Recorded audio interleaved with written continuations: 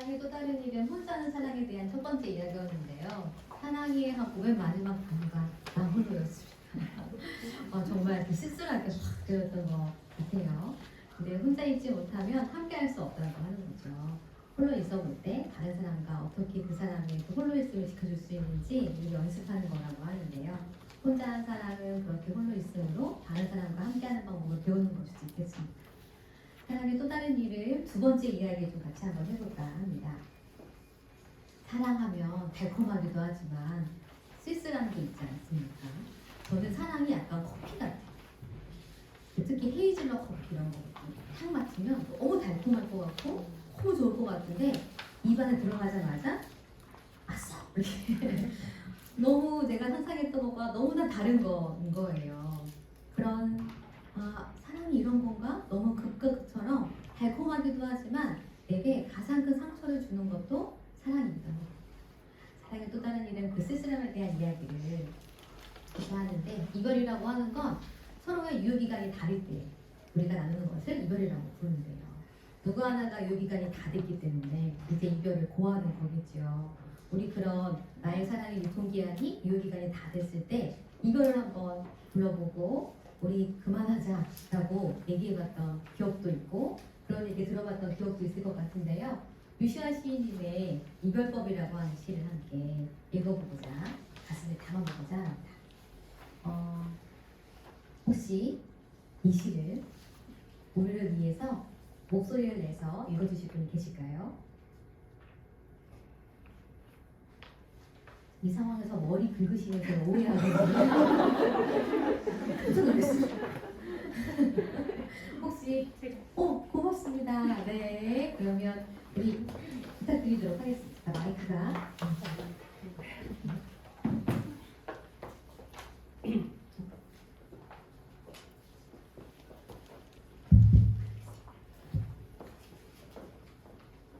이별법 루시화 사랑이 오실 때 그 마음보다 더한 정성으로 한 사람을 떠나 보냅니다. 비록 우리 사랑이 녹아내려 다시는 만날 수 없는 각자의 길을 떠난다 해도 그래도 한때 사랑했던 그 기억만은 평생을 가슴에 품고 살고 싶습니다. 내 인생에 다시 없을 이 사랑 그대가 주었던 슬픔은 모두 잊고 추억의 상자에서 꺼내어 아름다운노라 지극히도 아름다운노라 회상할 수 있는 사랑이고 싶습니다. 우리 사랑이 이별로 남게 되어 지금은 견디기 힘든 아픔뿐일지라도 사랑이 오실 때 그 마음보다 더한 정성으로 그대를 떠나 보냅니다. 헤어지는 지금 처음 만났을 때보다 더 아름다운 미소로. 박수 부탁드립니다. 고맙습니다.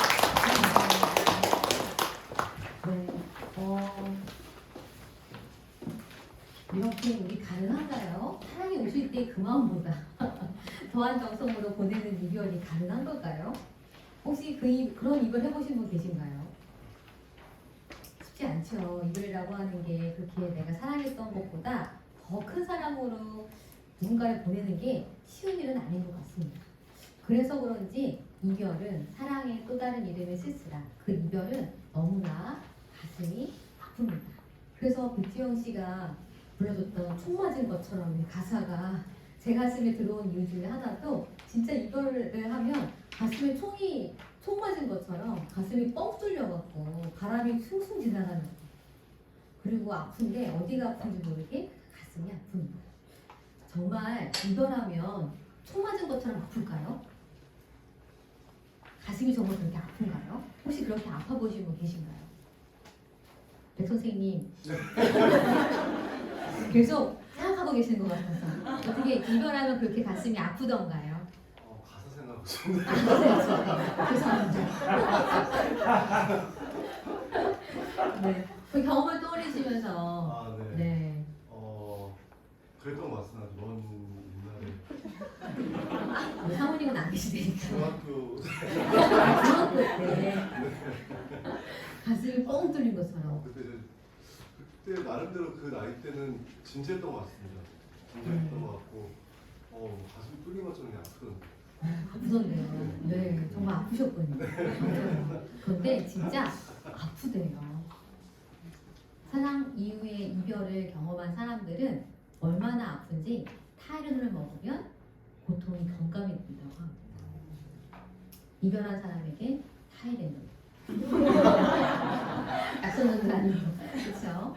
왜 그런 거냐면 실제로 이별이 신체적 아픔을 유발하는지에 대한 연구가 있어요. 그래서 최근에 6개월 이내에 차인 사람들, 이별한 사람들을 모집했습니다.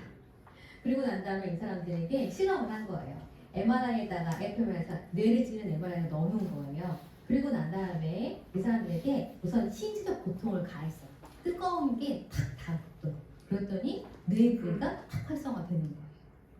그리고 난 다음에 두 번째, 차인 사람들 있잖아요. 헤어진 연인의 사진을 보여줬어요. 그랬더니 아까 뜨거운 게 닿았을 때 활성화됐던 뇌 부위가 확 활성화되는 거예요. 그냥 헤어진 연인의 사진을 본 것뿐인데 뇌는 사진을 봤는데 아프다라고 느끼더라는 거죠. 그런데 그저 어느 정도의 아픔이냐면 뜨거운 것이 팔에 닿았을 때 정도, 뜨거운 커피가 무릎에 쏟아졌을 때 정도의 아픔이라고 합니다. 이런 쓸쓸함, 이별은 꼭 누군가와 사랑하는 사람과의 이별뿐만이 아니라 우리는 이럴 때도 아파요. 지금 뭐 하시는 거예요? 라는 말을 들을 때. 당신이 하는 게 뭐야? 라는 말을 들을 때. 네가 나한테 해준 게 뭐가 있어? 라는 말을 들을 때.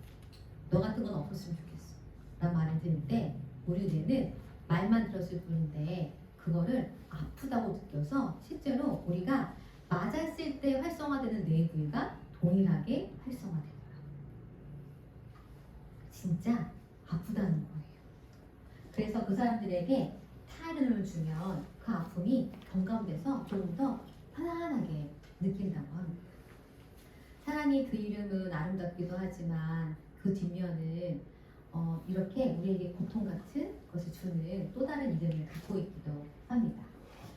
사랑이 얼마나 잔혹한지에 대한, 사랑의 그 뒷면이 얼마나 아픈지에 대한 이야기도, 이별에 대한 이야기도 함께 드렸지만 또 우리가 사랑이 쓸쓸한 이유가 있어요. 우리가 사랑이 쓸쓸한 그 이유, 그 두 번째 이야기를 라푼젤 이야기로 해드릴까 하는데 혹시 라푼젤 영화나 드라마 또는 동화 읽어보셨나요? 네, 너무 아름다운 동화죠. 안 읽어보셨어요? 좋아요. 좀 더 선물 드릴게요. 괜찮아요. 네, 라푼젤이라고 하는 우리가 특히 디즈니에서 만든 영화를 보면 너무나 아름다운 로맨스물이잖아요. 그런데 실제로 독일의 그림 형제가 썼던 원작 라푼젤 동화를 보면 우리가 알고 있는 것과 조금 다릅니다. 네, 많이 다르죠. 많이 다른데 그 중에 몇 가지 얘기 좀 갖고 올까 하는데요. 알고 계신다는 분이 계시니까 갑자기 떨리네요. 실제로 라푼젤은 독일 말로 채소, 우리가 보이는 허브 같은 채소과를 의미한대요. 그런데 그 동화에서 라푼젤의 엄마가, 친모가 라푼젤을 가졌을 때 자기 집 뒤편에 있는 라푼젤이 먹고 싶었어요. 그래서 그거를 따다달라라고 얘기하는 거죠. 그래서 실제로 라푼젤은 채소, 허브과의 식물을 의미합니다. 나중에 신기하죠. 라푼젤 엄마는 라푼젤을 임신했는데 그렇게 자기 집에 살다가 갑자기 자기 집 뒤편을 본 거예요. 그런데 그 집 뒤편에 있는, 남의 집 뒤편에 있는 라푼젤을 보고 그게 너무 먹고 싶었던 거예요. 임신하면 안 먹고 싶었던 게 먹고 싶어지잖아요. 그래서 남편한테 얘기해서 갖다 달라고 하죠. 남편이 갖다 줬는데 먹고 난 다음에 한 번을 끝내야 되는데 계속 먹고 싶었던 거예요. 그래서 어떻게 해요? 또 갖다 달라고. 남편이 갔죠. 근데 따다가 걸립니다. 그래서 마녀가 물어보죠. 너 왜 가져가냐? 그랬더니 내 와이프가 임신을 해서 이거 먹고 싶다고 했다라고 했더니 마녀가 뭐라고 해요? 먹고 싶은데 네가 갖고 싶은 대로 다 가져가라. 그러면서 마녀가 하는 말이 바로 뭐냐면 이렇게 이야기를 합니다. 그 대신 아내가 낳은 아이를 내게 주어야 한다. 그 아이는 잘 지낼 것이고 나는 그 아이를 어머니처럼 돌볼 것이다. 우리가 알던 거랑 다르죠. 네. 우리는 라푼젤을 마녀가 하연처럼 쓰려고 데려간 줄 알았어요. 근데 실제 원작에서는 라푼젤을 내가 이 아이의 어머니가 되겠다라고 하고 라푼젤을 데려가는 거예요. 난 얘를 잘 돌볼 것이고 내가 어머니처럼 돌볼 것이다 라고 하면서 라푼젤을 데려갑니다. 이 동화의 비극은 여기서 시작을 하는 것 같아요. 마녀는 라푼젤을 사랑했나요? 아직 나오지도 않은 라푼젤을 보지도 않았죠. 라푼젤을 사랑한 게 아니라 마녀는 무엇을 원했던 걸까요? 엄마가 되길 원한 거예요. 라푼젤이라고 하는 존재를 사랑한 게 아니라 내가 결핍이 있어 그 욕구를 충족하고 싶어 라푼젤을 데려온 거예요. 사랑의 비극은 결말이 있는 게 아니라 사랑하는 중에도 우리는 그 사랑에 쓸쓸함이 있습니다. 왜냐하면 내가 사랑하는 그 사람을 사랑 그 자체로 사랑하는 게 아니라 그 사람이 내 사랑의 도구가 될 때 이 사랑은 불행해지죠. 아이가 내 사랑하는 아이가 아니라 내가 갖고 있는 열등감을 대신해 줄 사람. 나는 키가 작은데 너희도 키가 커라. 나의 작은 키를 대신해 줄 사람. 사랑의 그 쓸쓸함은 이별에만 있는 게 아니라 사랑 그 중에도 있습니다. 그런데 이 동화에는 나쁜 마녀만 있는 게 아니에요. 또 다른 주인공이 한 명 있죠. 누군가요? 누군지 알아요? 남자예요. 맞아. 남자인데 그 남자 이름 왕자입니다. 남자의 신분은 왕자죠. 맞아요. 왕자인데 마녀가 라푼젤의 머리를 타고 탑으로 올라가는 거를 봅니다. 물론 라푼젤에게 반했을 수도 있는데 저는 이 원작 동화에서 이 왕자의 대사가 굉장히 의미심장했어요. 그래서 저는 사랑이 참 쓸쓸하다 생각을 했는데 그 대사가 바로 뭐냐면 이겁니다. 저것이 타고 오르는 사랑이라면 나도 한번 행복을 찾아보자. 왕자가 라푼젤의 머리를 타고 오르면서 했던 말은 기다리시오. 내가 갑니다.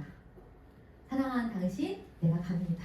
라고 말하지 않았고 저것이 타고 오르는 사랑이라면 나도 한번 행복을 찾아보리라. 왕자도 라푼젤의 머리를 타고 올랐던 이유는 무엇 때문일까요? 행복을 찾아서였어요. 저걸 타면 행복한가 보다. 저걸 타면 뭐가 달라지나 보다 라고 하면서 머리를 타고 올랐던 거죠. 라푼젤의 동화가 원작이 씁쓸한 이유 중에 하나는 마녀든 왕자든 라푼젤을 사랑한 게 아니다. 라푼젤 그 자체를 사랑한 게 아니라 엄마가 되고 싶은 마음에 라푼젤을 데려왔고 행복해지고 싶어서 라푼젤의 머리를 타고 오른 거예요. 너무 슬프지 않나요? 그런데 그 쓸쓸함이 유빈이 맞대. 너무 쓸쓸하다고. 그런데 라푼젤의 이 쓸쓸함이 지금은 없나요? 나는 나의 배우자에게 나의 아버지가 되어주기를. 나는 나의 배우자에게 나의 어머니가 되어주기를. 나의 아이들에게 내가 이루지 못한, 살지 못한 삶을 그 아이가 살아주기를. 바라고 있는 건 아닌가. 사랑의 비극은 이별이란 결말에 있는 게 아니라 내가 살지 못한 삶을 그 사람이 대신 살아주길 바라는 마음으로 내 삶을 그 사람에게 투사할 때 그 사람 그 자체를 사랑하는 것이 아니라 그 사람이 내 사랑의 내 행복의 도구가 될 때 또 이 사랑은 쓸쓸한 결말을 맞이하게 됩니다.